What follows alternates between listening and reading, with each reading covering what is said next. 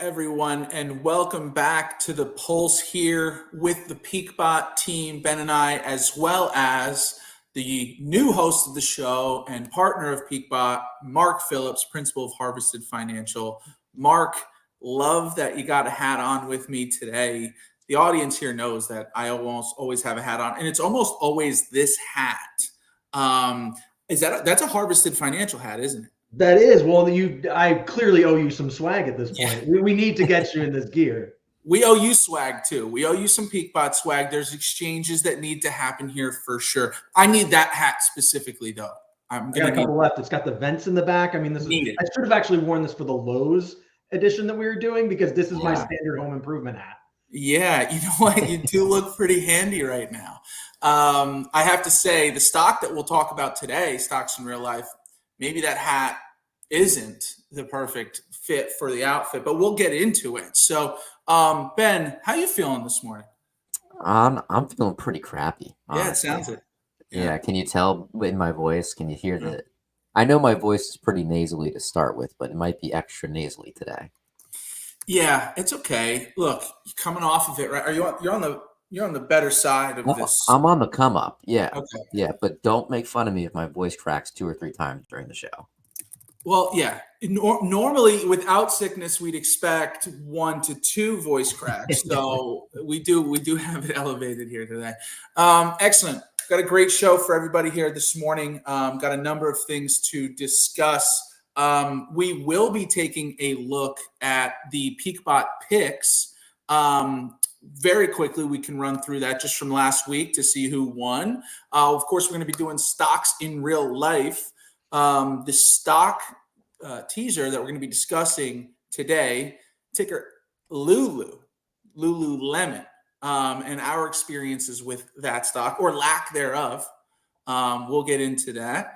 And we'll take a look at the market. Of course, some big events this week, including the presidential election and a number of other things to come up. So we'll take a look at that. And we'll be talking about our model portfolios. How are we adjusting our automations going into this heavy week?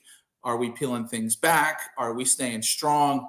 We'll get into all that. So yeah, I'd like to spend a lot of time talking about that. So maybe we fly through the opening segments to get to how we're going to adjust our trading for the week. So I'm really curious to hear what Mark's got. For all I know, Mark's going to come in and say, I'm doubling down on iron condors this week. I know that is kind of been the theme with Mark and his iron condors. I like it. You're changing my mind on it.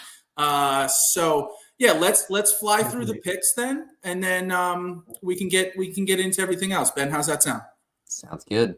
All right. And by the way, Mark, if you have any comments on these picks that we've been making here, feel free to jump in. I'll share my screen super quickly, just so you guys can see the picks, and then we'll get into it. Ben, can you see my screen here? Yes. All right. So I had 2 bulls, 1 bear. Ben had 2 bears and a DNF, ran out of time. And Thomas had 2 bulls, 1 bear, like myself. So Ben, you can switch back over to your screen and let's go through this. So my first one, ticker NEE, put spread bullish, earned $17 in premium, tried to stay above $80.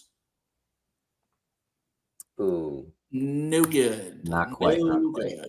Okay. Over one. That's my dad's wheel stock. I took a pick from him, and of course, whatever. They have, earnings last week? Is that what happened?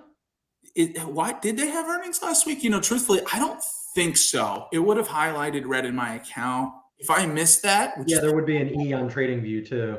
I don't think so. Earnings were on 10/23, so maybe some volatility post earnings. Yeah. Okay. My next one, AXP, American Express, 74 in premium earned, trying to stay above 262.5. That's a nice one. 1 for 2. Look at that chart. Okay. Dubbed off just a little bit there, the last however long, but that's a beautiful chart over the last year. 1 for 2. Nike, ticker NKE, bearish. Okay, I was trying to stay below 81 for $40 in premium. Did it. All right, 2 for 3. 2 for 3. I'll take it. Ben, the best you can do is tie that. I still have a shot. Still have a shot. All right. You left the door open. I did. So your first one is a bearish call spread on ticker SEDG, 18 in premium earned, and also trying to stay below $18, and you did it. Did that. Not a great chart. Well, it is if you're bearish. No, it is. It is. I'm talking, yeah, business overall tough. But you won. Next one, ticker SPXU. You've picked that a lot, I feel like. Maybe not. $13 in premium earned. Bear call spread, trying to stay below 24.5. Oh. Wait, what's going on? What's going on here? Well, I don't know, but I can see the price. Okay, you were trying to stay below 24.5. No good. I can confirm that is accurate. I looked at it before. How much premium did you collect on this, though? You can't be that much of a loser. I mean, I imagine this is a pretty fat ball. That was $13 in premium on a 70 TE call spread, selling the 30, buying the 10. But yeah, you're right. I mean, didn't miss by very much here. So you're playing with fire with these. I commend the boldness of this pick. I don't touch these. Ben does roll either. Ben's in the lead. I didn't, disclaimer, I did not actually take this trade. This was just a pick for the sake of the competition here. You were rushed. We're on the clock. We have 5 minutes to make 3 picks. We'll tell you. Go ahead. I was rushed, yeah, and I thought I had Walmart in the bag, and then it turns out Walmart, for those few minutes that I was making my picks, found its way off of our watch list because it wasn't paying enough premium. So that's how I got stuck with the did not finish. Yeah, tough. And I think you took Walmart this week. You stole it from me. You took it. I've been trading it. I've been trading Walmart on the wheel for a month and a half, 2 months. Haven't been assigned once. Have not lost on Walmart. Anyway, all right. So Ben, you went 1 for 3. We're going to finish up here with Thomas. See if he can get in the W column. He's got to go 2 for 3 for rocks, paper, scissors, 3 for 3 for his first victory. Here we go. DraftKings bearish in the height of football season. $41 in premium earned. 38 is what he's trying to stay below. And he does. Yes, he did. Okay. Comment on DraftKings. I was actually talking to a buddy about this is like a wheel stock overall. And it came to an interesting debate of like, what do you want out of a wheel stock? Because I think there are 2 philosophies.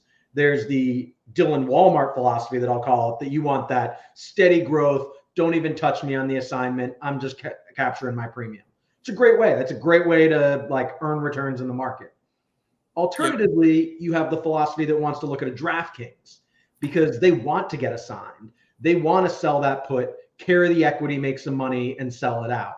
And this chart shows exactly how DraftKings is a great stock for something like that. That if you're running the wheel on this, obviously it depends on timing, depends on premium and whatnot, but you're going to earn returns from the swing trading aspect of the wheel. And like really like that just highlights the flexibility of the strategy because you can make money a lot of different ways with that and with a lot of different types of stocks, depending on what you want to do. Yeah. Yeah. This has been a really popular automated stock for us, Mark. DraftKings is always, sometimes even in our top 10 most traded stocks week to week. People love this one. And I think a lot of it is on the wheel. So, Thomas, dollar price too, you only need $3,500 in there to trade this. Yeah. And the spread normally is not all that wide either. If you're putting it on a trend spread and you're rolling it, it's only a couple $100. So I like that stock. Yeah. All right. His second one, J&J, which he always picks, $47 in premium, bullish, trying to stay above 160. Wow. 13 cents. Just squeaked by. Hey, a win's a win. A win. That's the great part about selling options too. Thomas was wrong on the direction for the week. You can see there's a decline in price. He was bullish on it, but he still won. Yep, absolutely. That's a good pick. He's been on that. I think he's been riding that one for a while.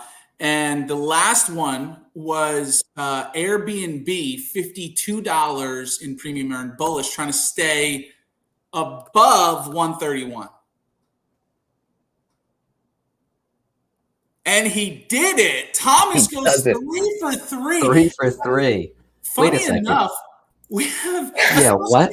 Thomas is here. Hey, Thomas. Finally up on the board. You're Dylan, up on the board. did you tell Thomas to join us? I did. It was a little surprise. I saw Thomas pop up in the studio, and I was like, what's going on here? I was trying to time it out as well as humanly possible for you not to really know what was going on until it happened.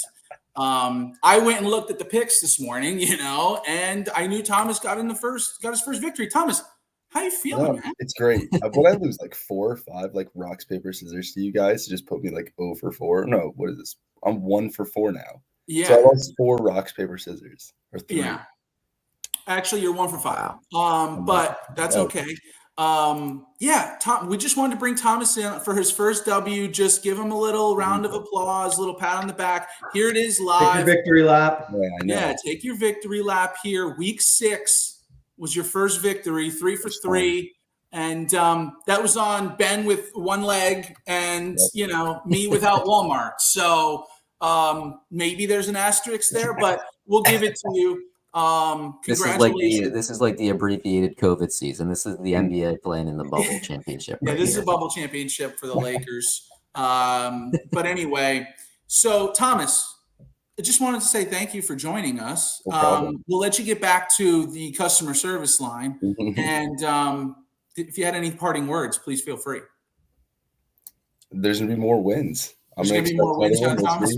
Yeah, right. we're still coming. I'm coming back. This is where it starts. Well, check out our Twitter account to see how we picked this week, and let us know how you think we're going to do. So, Thomas, I think that's it, man. Appreciate you tuning in.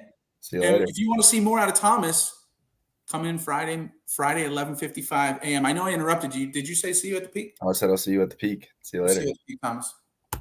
Thank you. That was a nice little surprise, right? Yeah, of course. He deserves Of course. it. Yeah. I could have sworn he would still be sleeping right now. Yeah, I texted him pretty early. I was like, hey, are you going to, if you're up, shoot me a text. So glad we did that. I know we want to keep this show moving. So congrats to Thomas, gets on the win board in the win column. Ben, you're atop the leaderboard through 6 weeks. You are, I think, 3 and 3. I'm 2 and 4. Thomas is 1 and 5. So where do we want to go from here, gentlemen? Let's do stocks in real life. This week we have a company that you mentioned, Dillon, Lululemon. The slogan is "Be All In," and that's the name of the show as well. So I want to know, are you guys all in on this chart? And I will preface by saying I have been trading Lululemon on the smart spread strategy since around the middle of September, so right around this time frame here. And started off a little bit choppy. I think I won this week, and then I lost this week where there was a pop up and then dip right back down. But since then, we've been in a bullish trend, moving up, and I've been winning every week on that bullish trend. So I've been happy with how Lululemon has been working for me. I personally don't wear any Lululemon. Do you guys own any Lululemon? I don't think it's going to be a surprise to anybody. I don't have any Lululemon stuff, not because I don't like it. I think Lululemon is nice stuff. I'm just, in that plus size category. I don't know if that Lululemon looks good on me. I have a little too much baggage. I don't know. Mark, you Lulu guy? I'm not a fan of it for like out in public, but as exercise, like I don't believe that belongs like going to a restaurant. Like if you're wearing something from Lululemon and you're going out to dinner, forget about it. Wrong choice. Wait, have you been out to dinner with somebody wearing Lululemon before? Oh, for sure. Yeah, I lived in Chicago for 5 years. It's like de rigueur there. No, but as far as workout gear, I think it's pretty good stuff, pretty high quality. My pro tip would be, I'm not like a pro Lululemon shopper or whatever, but their clearance rack is where it's at. Paying full price for that stuff is tough, but you get a nice pair of shorts for $20-25. It's a good deal. Yeah, that's funny you say that. When I looked at this stock when Ben sent it in earlier, I can't believe it's this expensive. I was not aware that Lululemon was trading. Well, it was at 516 earlier this year. I mean, that's insane. Also, that was the high, right? Can we get a little longer chart on this? Yeah. There we go. So exploded in the pandemic when everyone was wearing Lululemon on Zoom. Yeah. And yeah, it's had a tough year though. 22, it fell like a lot of stocks. And then maybe, Yep. Ben, what's the support there? Not that they're totally even, but at the bottom, maybe a little, okay. Like around 250. Yeah. Looks like it bounced off of 250 back in May, bounced off of 250 here in August. If we bounce off the 250 one more time, that'll form a triple bottom, which I believe would be a bearish indicator. Is this on our trend spread watch list? I'm actually looking now. I think it is, because I've been trading it on Smart Spread. It is. It's bullish, moderate risk.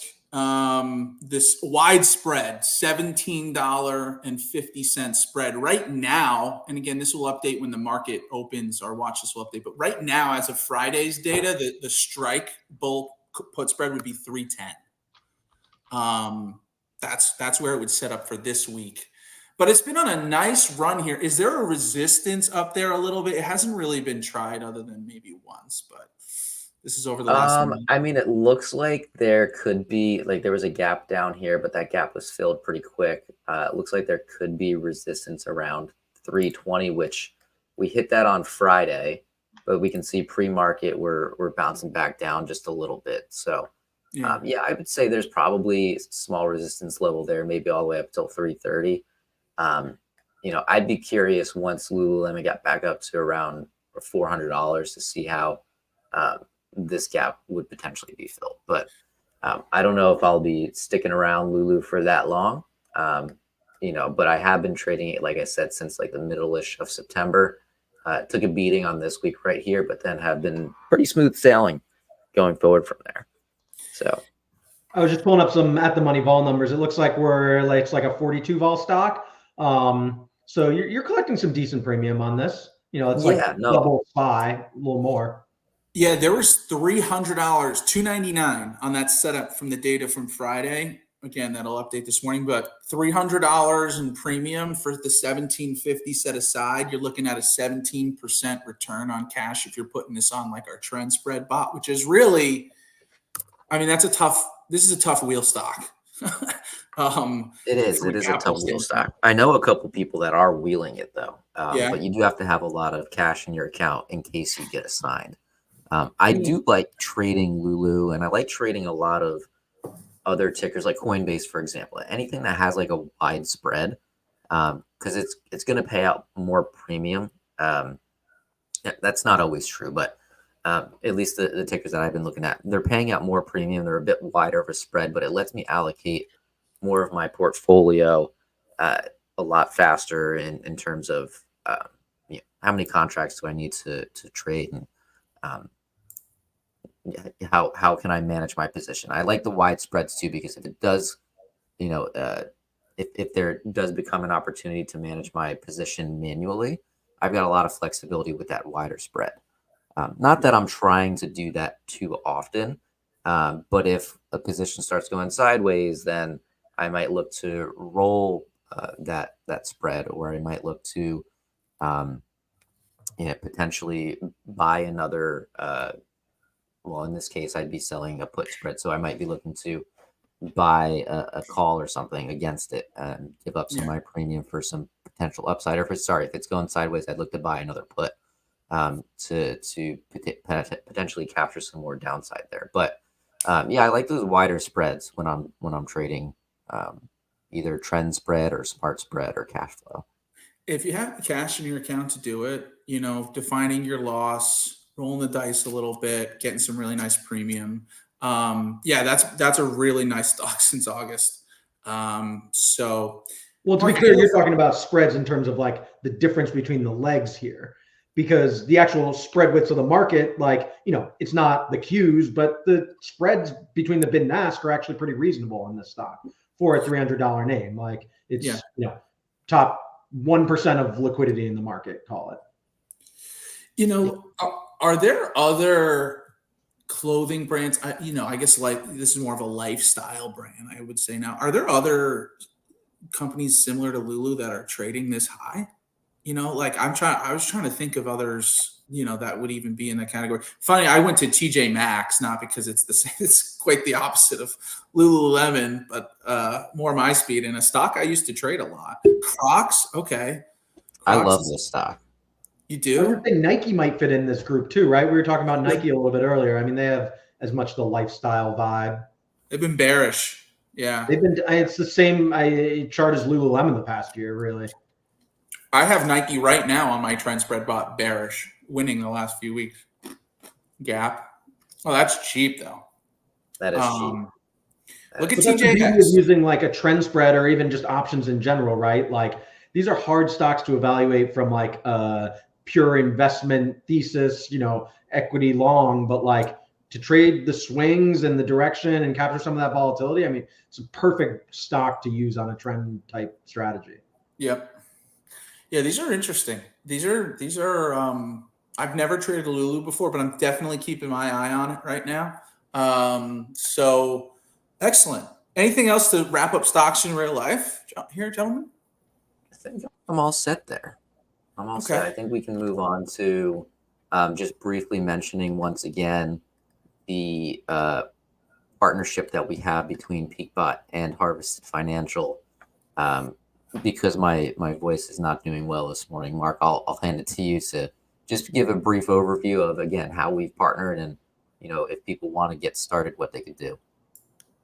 Yeah, for sure. So no, it continues to be really exciting here. We're getting started with our first clients this week, and we continue to open up spots in the beta group. So if you're interested in getting all the details, definitely check out the link below. Use peakbot.com/harvested, or you can go directly to hfclient.com. And that's what we're looking at here. And to kind of review the value proposition here, it's exactly like we talk about here on the show. It's man plus machine, where we have the combination of an advisory practice that's a human reviewing all the settings, all the parameters, the market conditions, but then we get the systematic implementation and the technology behind these bots that are going to go out and make the trades, that are going to close the positions, that are really going to be the front lines of capturing opportunity, while the selections and the allocations are all kind of handled upstairs by myself as an advisor. So as we discussed in this show, it's constantly rotating. Like the opportunities in the markets are constantly changing, whether it's the Lululemon this week or a Walmart next week. I'll be constantly adjusting the different tickers and using and unleashing the bots to get out there and trade for the clients. So really exciting and really, happy to see this all come together. Amazing. Very excited about this partnership. As we said, there's a long wait list here. So if you want on the wait list, go to usepeakbot.com/harvested. You'll get on this site here. Just plug in your basic information. Mark will be in touch with information after you get submitted here. And if you want to move up the wait list, refer a friend. Refer a friend, let us know. We'll move you both up the wait list, and we can go from there. So again, use peakbot.com/harvested, and very excited for that. Completely hands-off investment experience. So amazing. We want to talk about the market this week. Yeah, let's talk about the market this weekend. We did have a comment come in from Selena, which we will no doubt be talking about as we're talking about the market this week. So we'll come back to that, Selena, in just a moment here. But I will share screen, just show the TradingView economic calendar coming up. I've filtered for only high importance events. Of course, we've got the presidential election coming up. We've got FOMC this week, so Fed interest rate decision. That's going to be coming out at 3 o'clock on Thursday. And then on Wednesday, it's not tagged as high importance, but at least here at PeakBot, we consider it high importance, a 30-year bond auction happening on Wednesday. So Tuesday, Wednesday, Thursday, all big events in our eyes happening. These are days that I personally, not financial advice, but I personally like to sit out. I don't necessarily want to play around with that extra volatility in the market and put myself in a situation that I don't want to be in. I was I'll caveat that by also saying I'm not going to be sitting out completely because I'm using a couple of my accounts just to record data for our bots. So I will be in, but just with one condor, one spread, or whatever the strategy that we're collecting data for, live data for. I'll be in the minimal amount for Tuesday, Wednesday, and Thursday. So trading as normal today for the 0 DTE, 1 DTE type trades, and then trading as normal on Friday for me at least. How are you guys feeling about this week? Mark, I'll give it to you first. I know you want to ask me about the iron condors, and Silena already brought it up specifically. Of all the weeks that I think you can justify turning off, and like my baseline with this type of strategy is you got to be in there all the time. Like the odds and the probabilities are based on an expectancy of continuing to execute this strategy. So if you start getting into second guessing too much, I'm very much that's not my philosophy for trading this. However, I think the every 4-year presidential election is certainly one of those events that you could say, I'm going to pause today. Or possibly even this entire week, right? Like, I unfortunately have mine paused because of testing reasons. I would have been in otherwise, but I don't if I had them live today, I would be pausing them probably for today, tomorrow, Wednesday. Not too long, right? Like I think by Thursday or Friday, FOMC regardless, I would keep it in for an FOMC meeting, including this one, because I don't think there's going to be, I just think that it's not the same as the FOMC meetings of last year, and I'd rather just keep on chugging. But Monday, Tuesday, Wednesday, I think it's fair to just keep a pause on the ICs.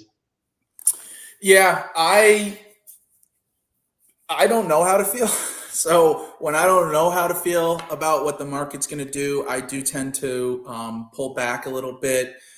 As it is, I normally run 5 condors on the SPY every day with a $1 spread, as well as 2 condors on the Qs every day. I have those smart exited today, meaning I entered on Friday. I'm going to close out today, and I'm not going to enter any new ones until later this week, and we see what's going on. Trend spread, I'm going to rock with trend spread. Not a lot of capital, but I know I have defined risk. I know the most I can lose if the market completely flips or whatever is a couple $100 for each of these, and I'm taking bets. I feel like they're low beta stocks. They're not going to necessarily be totally affected. Hopefully, at least that's my thought process. And right now, I'm still undecided. I have until 11 o'clock Eastern to decide if I want to keep running with my wheel stocks, Bank of America and Walmart. Silena, agree, better safe than sorry on the ICs. Great. Glad we're all on the same page there. Go ahead. I was just going to say the premium to me just doesn't justify it, right? Like it's a risk reward proposition. Yeah. And the idea of high vol always seems very tantalizing, right? Like, ooh, I can collect 45, 50 cents on your dollar wide iron condors there. But in normal times, you're collecting 30 cents and there's a fraction of the, event risk. So that extra little bit is an extra little bit. And that's the market's fair expectation of that. I have to believe that.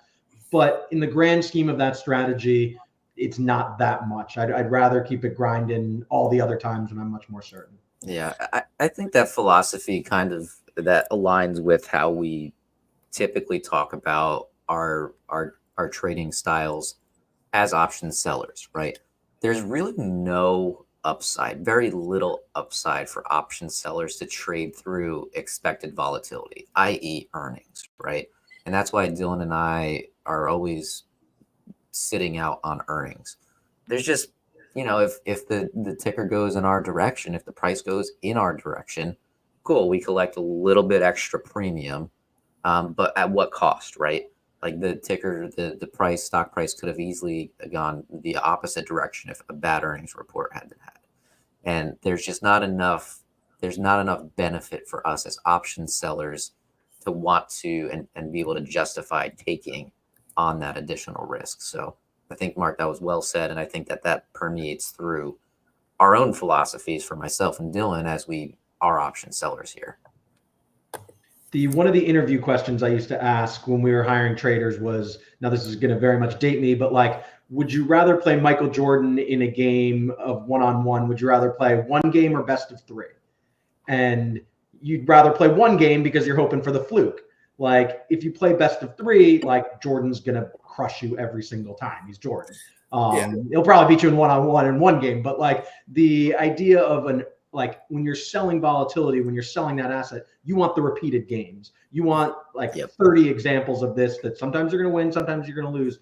The fluke can zag either way, and that premium just doesn't compensate you for, what could zig or zag on a single idiosyncratic news event, comment in an earnings release, the market behaving differently than it might expect, like on a given earnings release. Earnings are very contextual at the time. I couldn't agree more that like any single event is just too hard to play. Yeah. So you guys just saw while we were talking about it, I paused my wheel bots on Bank of America and Walmart. I have not been assigned on those since I've been trading them 2 months ago. It's just, I can't lose on those two stocks. But I don't want to start that this week. And again, if Walmart will not fall below $80, maybe I get a $79 strike, but getting assigned and having $8,000 of my cash tied up for like the $24 in premium that I was going to earn through the election week. Glad you guys talked me through that. Put that money somewhere else. Honestly, I think at the individual company level, the events this week aren't going to be too impactful. I mean, sure, for some companies, but as it relates to like our Iron Condor strategies and the zero DTE strategy that we have, right? Those are based off of indices, right? Mm-hmm. Which there will be a greater impact based on these events. So I think at the individual company level, trading probably, in my opinion, not financial advice, in my own portfolio will continue as normal. You're going to rock with the wheel. Do you have wheel stocks? I have to check my account. I believe I got a couple of wheel stocks. Yeah. No, nice. I like that. I actually think the wheel stocks, I couldn't agree more about the, individual equities. There might be some buying opportunities, right? Like, whereas like the zigzag of the macro and like what that'll do to an Iron Condor isn't good, but you might pick up some cheap wheel stocks, like especially for more of those like swing trading names. Well, now I don't know what to do. Now, do I go reactivate? Now I don't know what to, I was hoping you guys could point me in one direction clearly, but it's okay. I'm gonna feel it out. The fact that we can be on both sides of this is, again, the mentality behind the wheel is push through. Like, you feel good enough about these stocks that regardless of what happens, I think Walmart's going to be okay. Regardless of who wins this election, whatever FOMC information comes out this week. But yeah, I don't know. Game time. It'll be a game time decision for me. Right now I'm paused, but Ben, did you have something you wanted to pull up or show or no? Not necessarily. I was just looking at my wheel portfolio. I've got United, Uber, PayPal, Walmart on wheel. I can show that. Where is it? Okay. So I've got some dollars on wheel here. I've got trend spread running, and I've peeled back the Iron Condor just a little bit, trading the Qs here. It's a nice quarter for you in this account. So I mean, for wheel, as we were saying, trading is normal. Like, I don't think the election's really going to impact United or Uber or PayPal or Walmart to the point where even if I did get assigned, I'd be fine owning those companies, right? Well, I'm gonna go turn my bots back on wheel.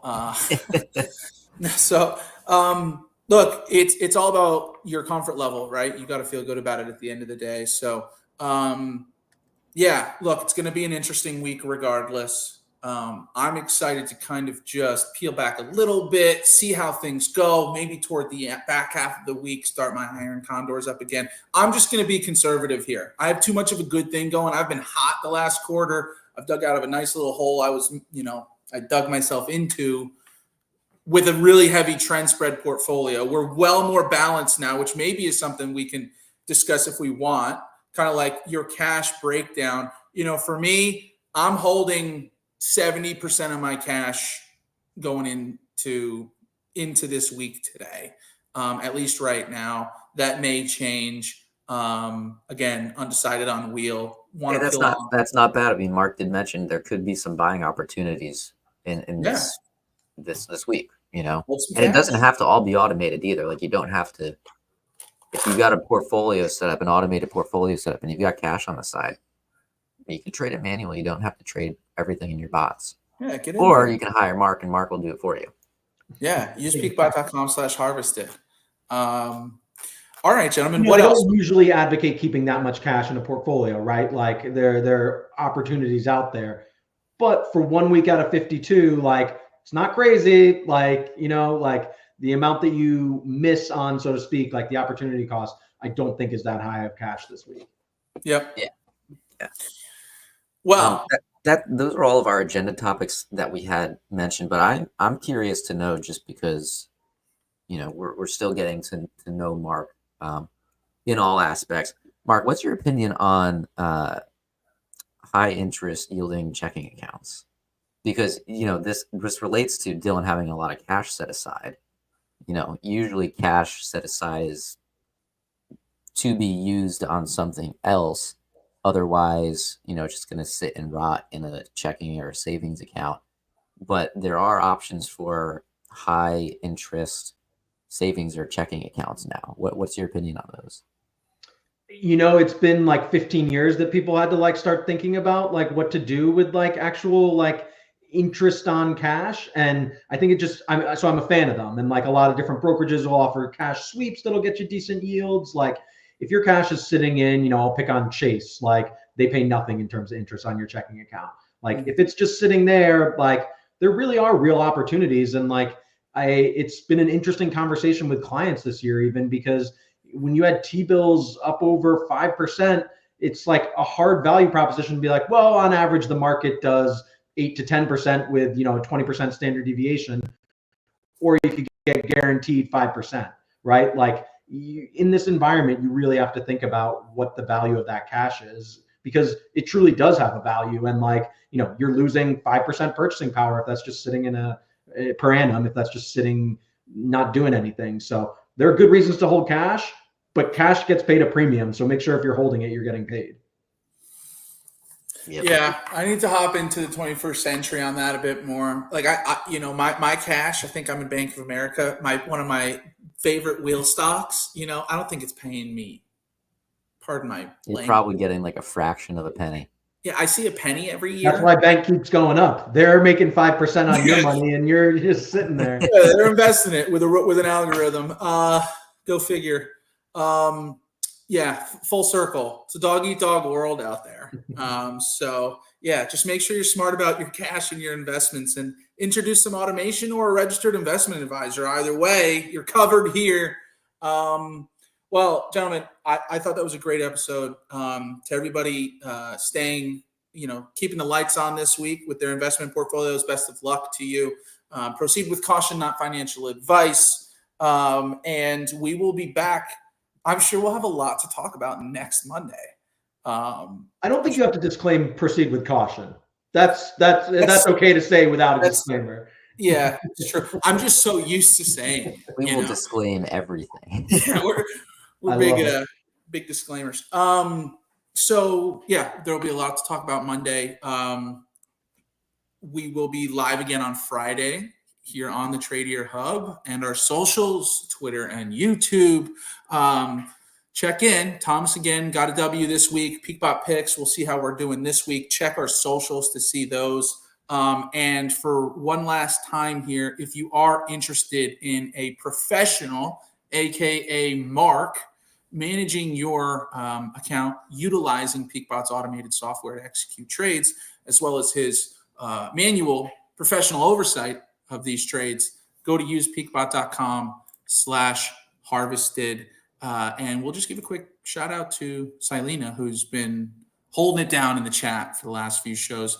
Silena, thank you so much for tuning in. Thank you, everybody else, for tuning in. And as always, we will see you at the peak. Take care, everybody. Cheers.